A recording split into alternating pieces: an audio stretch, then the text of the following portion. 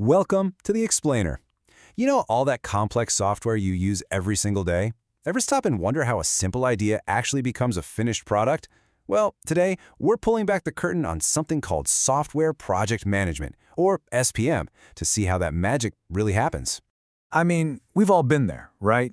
You're so excited for a new app or a new feature, and the release date just keeps getting pushed back and back and back. Or even worse, it finally launches and it's just a buggy mess. Let's dive into the chaos that can happen during software development and figure out why so many projects just go completely off the rails.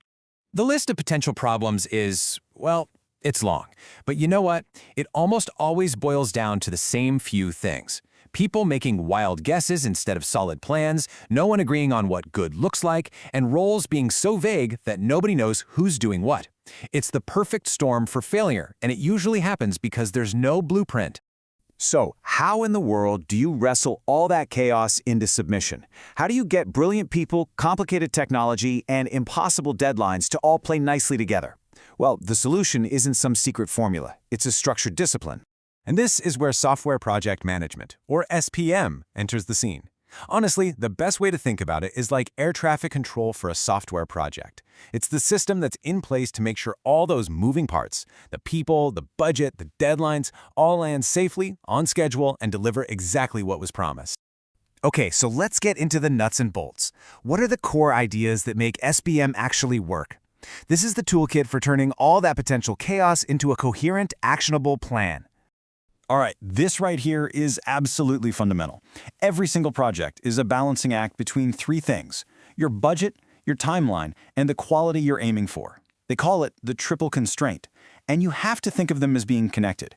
If you pull on one lever, the others are going to move. You need it done faster, it's probably going to cost more, or you might have to sacrifice some quality. It is a constant juggling act. So who's the person in charge of this whole balancing act? That would be the project manager. Think of them as the conductor of the orchestra, the one making sure every single person is playing in tune and on time.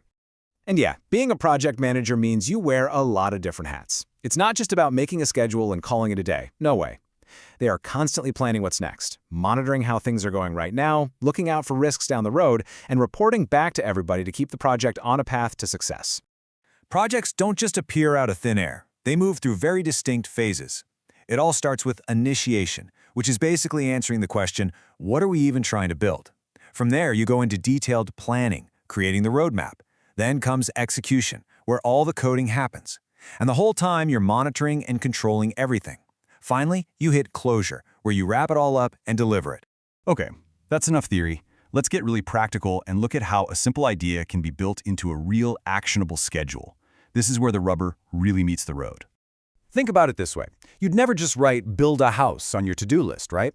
You'd break it down into smaller jobs, pour the foundation, frame the walls, install the plumbing. That is exactly what a work breakdown structure, or WBS, does for software. You take a massive goal and you chop it up into bite-sized, manageable tasks. And this is where the magic happens. You go from a confusing paragraph of instructions, like what you see on the left, and you transform it into a crystal clear, itemized task list, like the one on the right. Instantly, you have clarity. Everybody knows what needs to get done. But just having a list isn't enough. You have to understand the order things need to happen in. You can't create a document before you've prepared the outline, right?